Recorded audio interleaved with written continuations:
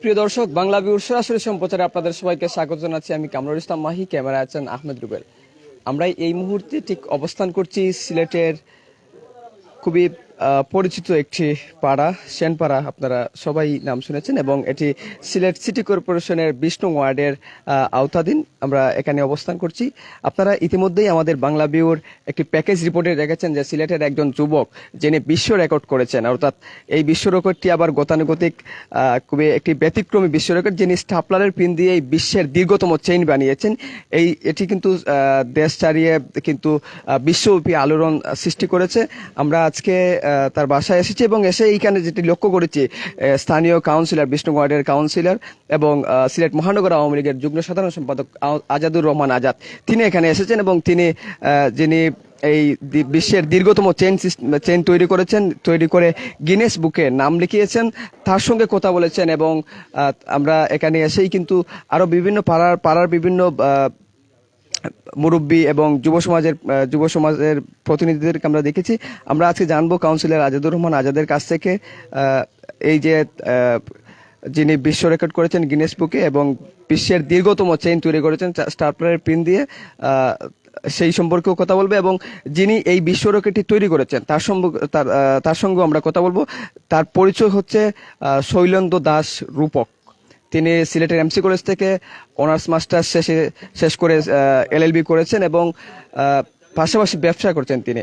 আমরা একটু তার সঙ্গেও কথা বলার চেষ্টা করব এবং আমরা কাউন্সিলর আজাদুর রহমান আজাদের সঙ্গে পরবর্তীতে কথা বলার চেষ্টা করব। ইতিমধ্যেই আপনার এই সৃষ্টি সিলেট ছাড়িয়ে, দেশ ছাড়িয়ে বিশ্বব্যাপী আলোড়ন সৃষ্টি করেছে। আপনি ইতিমধ্যেই গণমাধ্যমে প্রতিক্রিয়া জানিয়েছেন যে করোনাকালীন সময়ে আপনি বাসায় বসেছিলেন, সেই থেকেই আপনার একটা চিন্তা এসেছিল যে কিভাবে একটা কিছু করা যায়। সেই থেকেই আপনি বিশ্বের দীর্ঘতম যে স্টাপলারের পিন দিয়ে চেইন তৈরি করেছেন, ইতিমধ্যেই কিন্তু আমাদের সিলেটের সুনাম অর্জন করেছেন এবং সেটি সিলেটের বললেই আমার কাছে কৃপণতা হবে, সারা বাংলাদেশ জুড়েই সেটা। এ নিয়ে যদি একটু বলেন, আপনার প্রতিক্রিয়া জানতে চাই। আসলে এই চেইন বানানোর যখন প্রথম চিন্তা ভাবনা আসে, আমার তো লকডাউন সময় ছিল, তো তখন অবসর ছিল, যথেষ্ট সময় ছিল, ব্যবসা বাণিজ্য বন্ধ, বাসায় ছিল। তখন মাথায় আসে আর কি যে কি করা যায়। এমনিতে দেখি কি, তো মোবাইলে ইউটিউব দেখতে দেখতে অনেকে দেখা যায় যে অনেক বিভিন্ন কিছু নিয়ে হয়তো গিনেস ওয়ার্ল্ড রেকর্ড করছে। তো ওইখান থেকে আমার মাথায় আসলে দেখি আমি কোনো কিছু নিয়ে করতে পারি কিনা। তারপরে প্রথম থেকে মনে হলো যে না, হাতের কাছে যা পাই তা দিয়ে আপাতত শুরু করি, যে আসলে গিনেস ওয়ার্ল্ড রেকর্ড তো আসলে অনেক টাফ একটা ব্যাপার, দেখি শুরু করতে পারি কিনা। সেখান থেকে দেখলাম ঘরে এমনিতেই স্টাপলার আছে, স্টাপলার পিনও ছিল, বললাম একটু একটু করে শুরু করি। এভাবেই শুরু করা। তারপর আস্তে আস্তে আস্তে আস্তে আস্তে চেইন লম্বা হয়েছে, অনেক লম্বা হয়েছে। তখন দেখলাম না, আমি রেকর্ডটা করতে পারি। তারপর আমি এটা কন্টিনিউ করে গেছি। তারপর কন্টিনিউ করে যাওয়ার পর মোটামুটি প্রথমে আমি বানাইছি প্রায় ৩,৩১ ফিটের মতো। বানানোর পর তখন আমি বললাম না, তখনকার কারেন্ট রেকর্ড ছিল ২১০০ ফিট সামথিং। তখন মনে হয় এখন গিনেস ওয়ার্ল্ড রেকর্ডের জন্য অ্যাপ্লাই করা যায়। আসলে তখন আমরা তো নতুন ছিলাম, কোনো আইডিয়া নেই, ধারণা নাই। তারপর গিনেস ওয়েবসাইট ঘেটে, তারপর ওদের ইয়েতে প্রথমে অ্যাকাউন্ট করা লাগে, ওদের ওয়েবসাইট ইয়েতে, তারপর ওইখানে গিয়ে অ্যাপ্লাই করা লাগে। তো আমরা ওইভাবে গিয়ে অ্যাপ্লিকেশন করলাম। তো অ্যাপ্লিকেশন অ্যাকসেপ্ট করতে মোটামুটি ৩ মাসের মতো সময় লাগছিল। ওদের তো প্রচুর অ্যাপ্লিকেশন পড়ে।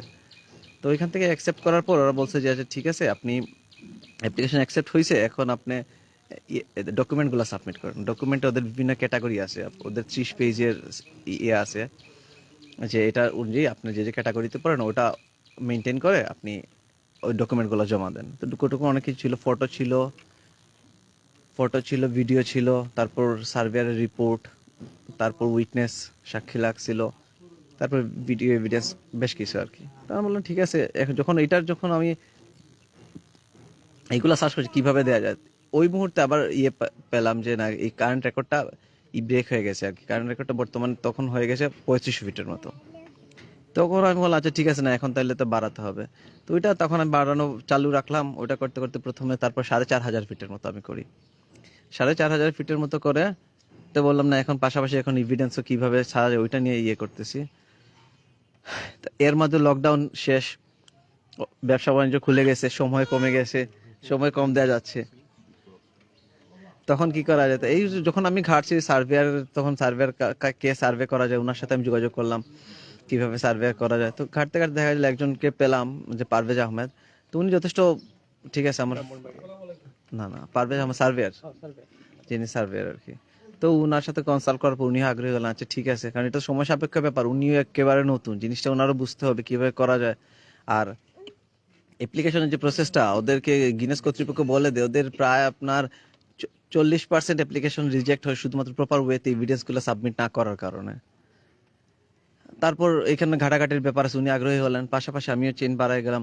তো যখন ওনার সাথে কনসাল্ট করতেছি তখন গিয়ে দেখা গেল মোটামুটি একটা কনসাল্ট চলতেছে, তখন দেখলাম কারেন্ট রেকর্ড আরেকজন প্রায় 5,700 ফিটের মতো করে ফেলছে, তো অনেক বাড়ায় ফেলছে। তো আমারও আসলে যথেষ্ট সময় নাই এটা নিয়ে কাজ করার।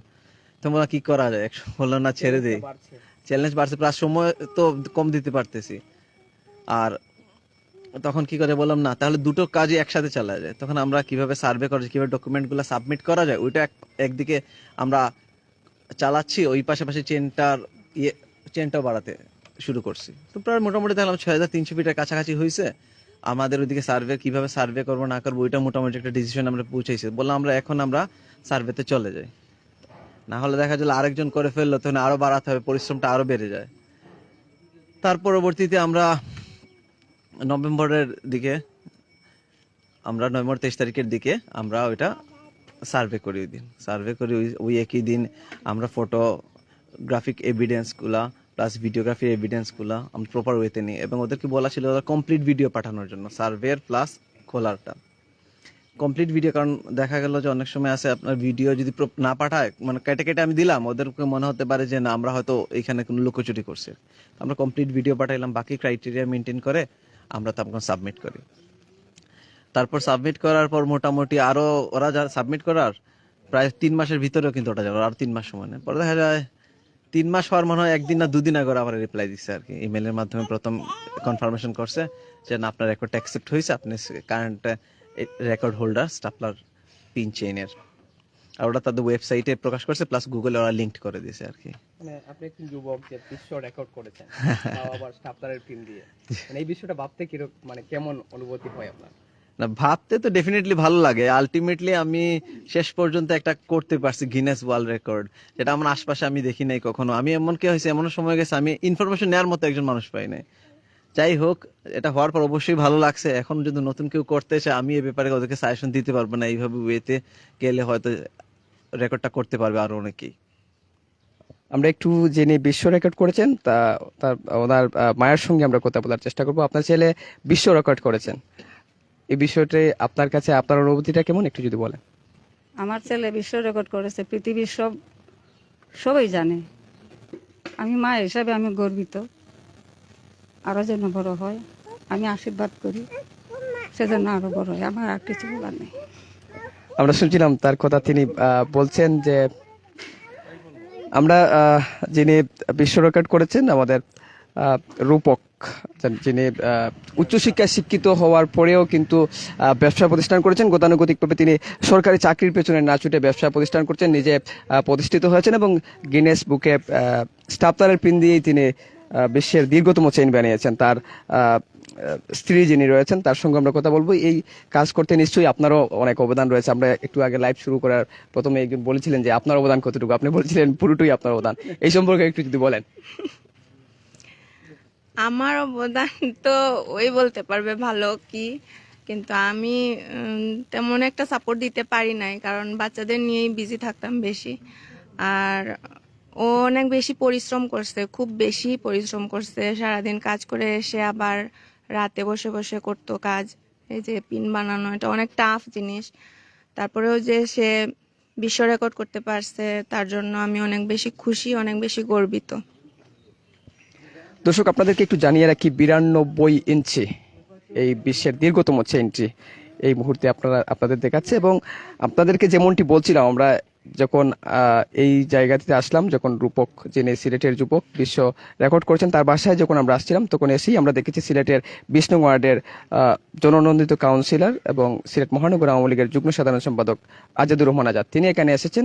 তা আমরা একটু তার কাছ থেকেও শুনবো তার ওয়ার্ডের একজন যুবক বিশ্ব রেকর্ড করেছেন, অনুভূতিটা কেমন এবং স্থানীয়ভাবে আপনারা কি ভাবছেন এ নিয়ে?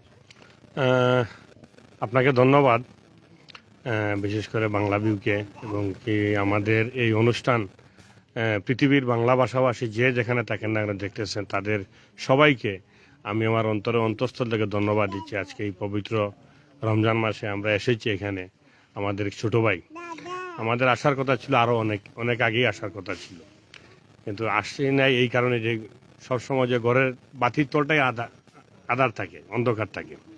তো আমরা এসেছি একটু পরে এই কারণেই যে সবাই আসুক, তারপরে আমরা আসবো আমাদের এইখানে। তো ইতিমধ্যেই যেটা হলো এটা আলোড়ন সৃষ্টিকারী আমি মনে করি, কিংবা আমাদের জন্য এটা গর্বের বিষয়। সে আগেই বলেছে যে আসলে গ্রিনিস বুকে যে অ্যাপ্লাই করাটা সেইটাই অনেকেই জানে না, এমনকি আমরাও জানি না। সেটা জানার বিষয়টা কিন্তু একটা অভিজ্ঞতা, তারপরে এটা নিয়ে কাজ করা আরও অভিজ্ঞতা। সে সব অভিজ্ঞতার ফসল হলো গিয়ারি একটা মাত্র দিন, যে দিন এইটা পাবলিশড হবে, যে সে হলো গিয়ে বিশ্বের এই রেকর্ডদারি। তো পৃথিবীতে অনেক মানুষ অনেক সময় অনেক জায়গায় অনেকভাবেই বিশ্ব রেকর্ড করেছে।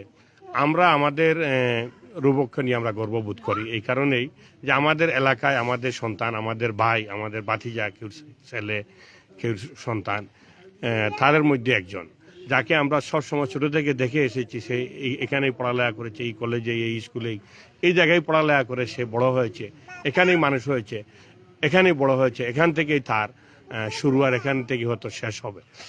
তা এটাই সবচেয়ে আনন্দের বিষয়। আমরা অনেকেই সাথে যোগাযোগ করেছি, অনেকের সাথে ভিন্ন ভিন্ন আঙ্গিকে যিনি শ্রেষ্ঠত্ব অর্জন করেছেন, কিন্তু আজকে প্রথম একজন বিশ্ব রেকর্ড হোল্ডারের কাছাকাছি বসে আলাপ আলোচনা করতেছি, এটাও আমাদের জন্য একটি বিশাল বিষয়।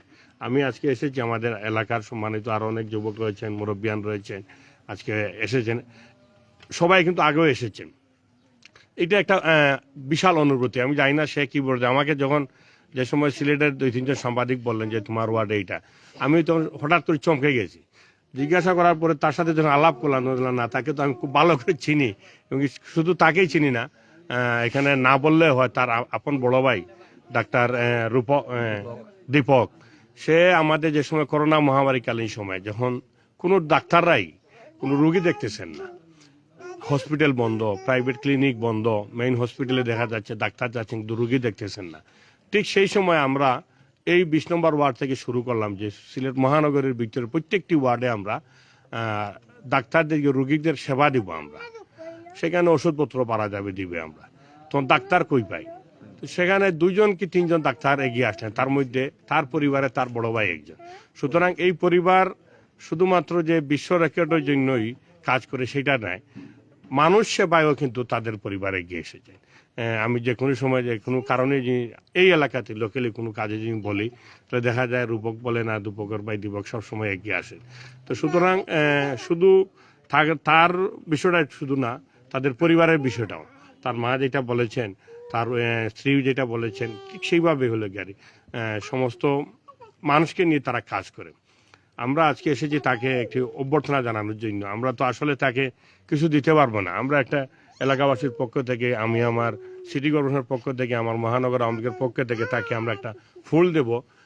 ফুলের উপরে আর পবিত্র কিছু নেই, আমরা যতটুকু জানি, সেটা ধর্ম, বর্ণ, জাতি সবাই জানে যে ফুলটা হইলে সবচেয়ে পবিত্র। আমরা তাকে দেওয়ার কিছু দিয়ে খুশি করতে পারবো না। তবে আমি একটু দেশের বাইরে যাচ্ছি, আজকেই যাচ্ছি দেশের বাইরে। আসার সাথে সাথে আমরা তাকে একটা সিলেট সিটি কর্পোরেশন থেকে একটি সম্বর্ধনা দিতে যাব ইনশাল্লাহ। সেটা আমি আমাদের মাননীয় মেয়র সাহেবের সাথেও আলাপ করেছি, তিনি এগ্রি করেছেন। আমরা ছোটোখাটো আকারে না হলে একটু বৃহৎ আকারে তাকে একটা সম্বর্ধনা দিতে যাচ্ছি। এই কারণেই তার এই বিষয়টা যেন আরো সবাই জানুক। হয়তো সারা বিশ্বের মানুষ জানে, কিন্তু জানে সেইটা মাস পিপুলে জানে না। সেইটা মাস পিপুল এবং কি দেশের ছোট বড়, শিক্ষিত অশিক্ষিত সবাই জানতে চায়, এবং জানলে আমি মনে হয় সেটা আমাদের জন্য ভালো, আমাদের দেশের জন্য ভালো। আমরা এমনিতেই অনেক কারণে আমরা দেশ বিশ্ব রেকর্ড করেছে। আমাদের দেশ সবসময় ট্রাফিক জ্যাম থাকে, সেই বিশ্ব রেকর্ড করেছে। আমাদের দেশে জনসংখ্যা বেশি, মানুষ বেশি, সেই বিশ্ব রেকর্ড করেছে। আমরা অনেক ক্ষেত্রে বিশ্ব রেকর্ড করেছি, কিন্তু পজিটিভলি বিশ্ব রেকর্ডটা হলো গ্যারি, এটা হলো মনের বিষয়, আনন্দের বিষয়। সেই আনন্দের নিয়েই আমরা ভাগাভাগি করতে চাই তার সাথে, তার পরিবারের সাথে, আমাদের সম্মান এলাকাবাসীর সাথে। সেটাই হলো গ্যারি আমাদের মূল লক্ষ্য এবং উদ্দেশ্য। অনেক অনেক ধন্যবাদ। আমরা শুনছিলাম বিশ্বের দীর্ঘতম চেইন, স্টাপলারের পিন দিয়ে দীর্ঘতম চেইন যিনি তৈরি করেছেন, তার বাড়িতেই এসেছেন সিলেট 20 নং ওয়ার্ডের কাউন্সিলর আজাদুর রহমান আজাদ তিনি এসেছেন এবং তিনি বলছিলেন যে ফুলের চেয়ে পবিত্র আর কিছু নেই। ফুল দিয়ে তারা সিলেট সিটি কর্পোরেশনের পক্ষ থেকে আনুষ্ঠানিকভাবে এবং সিলেট মহানগর আওয়ামী লীগ এবং এই স্থানীয় মহল্লাবাসীর পক্ষ থেকে ফুল দিয়ে শুভেচ্ছা জানানো হচ্ছে, সেটি আপনাদেরকে দেখানোর চেষ্টা করছি। এবং বক্তব্যে আপনারা জেনেছেন যে কিভাবে আপনারা দেখছেন যে বিশ্বের দীর্ঘতম স্টাপলারের পিন দিয়ে বিশ্বের দীর্ঘতম চেইন তৈরিকারী যে সিলেটের যুবক রূপক তার হাতে ফুল দিয়ে তুলে দিচ্ছেন সিলেট 20 নং ওয়ার্ডের কাউন্সিলর এবং সিলেট মহানগর আওয়ামী লীগের যুগ্ম সাধারণ সম্পাদক আজাদুর রহমান আজাদ, তার সঙ্গে পাড়া মহল্লার মুরব্বিয়ান এবং যুবকরা রয়েছেন। এবং তিনি বলছিলেন যে ফুলের চেয়ে পবিত্র আর কিছুই হতে পারে না এবং এর জন্যই তিনি ফুল দিয়েই, সেই পবিত্র ফুল দিয়েই তিনি কিন্তু বরণ করে নিচ্ছেন। এবং পরবর্তীতে মেয়র আরিফুল হক চৌধুরীর সঙ্গে তার কথা হয়েছে, তিনি বলেছেন যে সিলেট সিটি কর্পোরেশনের পক্ষ থেকে আনুষ্ঠানিকভাবে তাকে সংবর্ধনা এবং সম্মাননা দেওয়ার একটা প্রক্রিয়া, সেই প্রক্রিয়ায় তিনি একটু আগেই তিনি জানিয়েছেন। তো আমরা আপনাদেরকে জানাচ্ছিলাম সিলেটের যে যুবক বিশ্বের দীর্ঘতম চেইন তৈরি করেছেন, তাও আবার স্টাপলারের পিন দিয়ে, সেই তথ্যই আপনাদেরকে জানাচ্ছিলাম। আপনারা এতক্ষণ আমাদের সাথে যারা ছিলেন সবাইকে ধন্যবাদ।